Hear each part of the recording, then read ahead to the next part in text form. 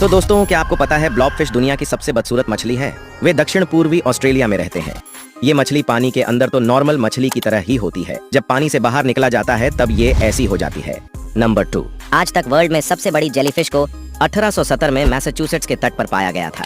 Bell average 2.3 metre थी और इसके टेंटिकल्स की लंबाई 36.5 मीटर थी। नंबर 3। नॉर्मली सभी जगह पर आसमान से पानी बरसता है, लेकिन होंडुरन के एक यूरो शहर में पानी भी बरसता है और उसके साथ साथ सैकड़ों मछलियां भी बरसती हैं।